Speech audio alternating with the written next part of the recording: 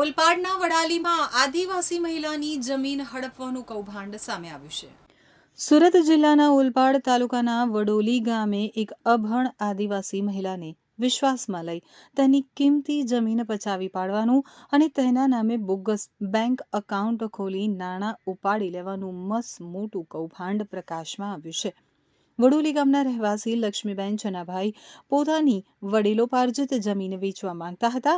આ દરમિયાન તેમની મુલાકાત મધ્યસ્થી જયંતિભાઈ આહિર અને ગૌરવભાઈ પરમાર, જેઓ પોતાની ઓળખ વકીલ તરીકે આપે છે, તેમની સાથે થઈ હતી।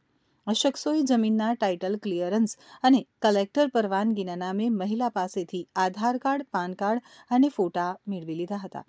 આ અંગે ભોગ બનનાર મહિલાએ કિમ પોલીસ મથકે લેખિત ફરિયાદ આપી જવાબદારો સામે કડક કાર્યવાહીની માંગ કરી છે।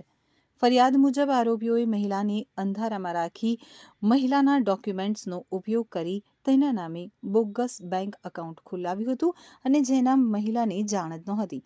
જમીનના વેચાણ દસ્તાવેજમાં નાણાં ચેકથી ચૂક્યા હોવાનું દર્શાવ્યું હતું, પરંતુ તે ચેકો આ બોગસ એકાઉન્ટમાં જમા કરાવી આરોપીઓએ તેમના મળતિયાઓના નામે ચેકો લખી જે વેચાણ દસ્તાવેજમાં ચેકો દર્શાવવામાં આવ્યા છે તે નાણાં મળતિયાના ખાતામાં ટ્રાન્સફર કરી લીધા છે। દસ્તાવેજ વખતે રજિસ્ટ્રાર સમક્ષ મહિલાને માત્ર હા કહેવા અને બીજું કંઈ ન બોલવાની સૂચના આપી વિશ્વાસઘાત કરવામાં આવ્યો હતો। દસ્તાવેજ થઈ ગયા હોવા છતાં મહિલાને એક પણ રૂપિયો મળ્યો નથી અને જમીનનો પ્રત્યક્ષ કબજો હજુ પણ મહિલા પાસે જ છે।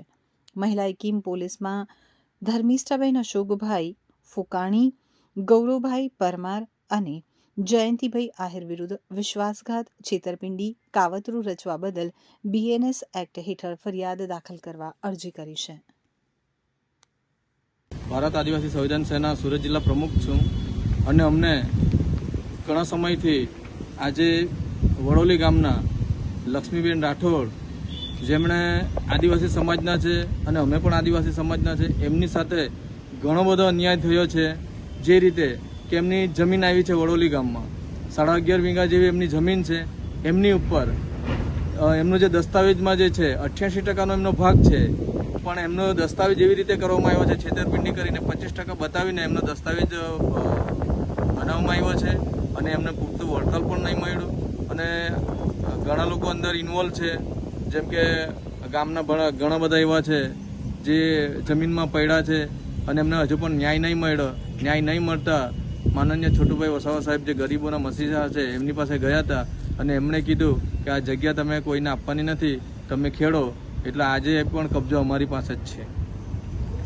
અને પછી પોલીસ સ્ટેશન આવ્યા છે, જો કે આગળ પણ 2-4 વાર અરજીઓ મેં આપી હતી પણ અમને અહીંથી કોઈ ન્યાય મળ્યો નથી। પણ આપ સાહેબને અમે જાણવા માંગીએ છીએ કે જે અત્યારે જે PI છે અત્યારે, તો અમે એમની પાસે એક અપેક્ષા રાખીએ છીએ કે અમને ન્યાય મળે અને આ બેનને પણ ન્યાય મળે। નામ લક્ષ્મીબેન રાઠોડ। તમે આજે પોલીસ સ્ટેશન કેમ આવ્યા? અમને હિસ્સો નહીં મળ્યો, અમને છેતરીને દસ્તાવેજ કરાવી લીધેલો છે લોકો, પૈસા મળ્યા નહીં। અમને કહે કે તમને પૂરા પૈસા આપેલા છે ને કે જો સાહેબ બોલે તો એવું કહેજો કે પૂરા અમને પૈસા મળી ગયેલા છે ને અમને પૈસા તો એ લોકો આવેલા જ નહીં। એટલા માટે તમે પોલીસ સ્ટેશન આવ્યા? હા, એટલા માટે પોલીસ સ્ટેશન આવ્યા।